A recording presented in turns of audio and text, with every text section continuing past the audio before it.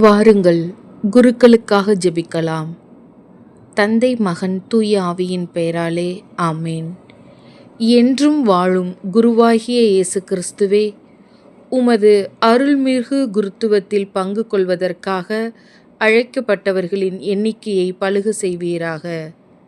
நீர் அன்போடு விண்ணக தந்தைக்கு கீழ்ப்படிந்ததும், நீர் உம்மையே தியாகம் செய்து மாந்தர் அனைவரையும் அன்பு செய்வதும் எல்லா குருக்களின் வாழ்விலும் எதிரொலிப்பனவாக. குருக்கள் அனைவரையும் புனிதப்படுத்தியருளும். அதனால் அவர்கள் அனைத்து மக்களையும் உண்மையான புனித வாழ்விற்கு நடத்தி செல்வார்களாக. நீர் உலகில் வீற்றிருப்பதன் தொடர்ச்சியாகவும் எல்லா மனிதருக்கும் உம் அன்பையும் அருளையும் எடுத்து செல்லும் வாய்க்காலாகவும் அவர்களின் வாழ்வு அமைவதாக.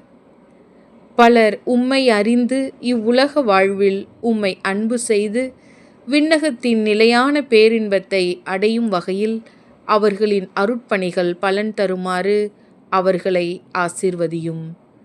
ஆமேன்.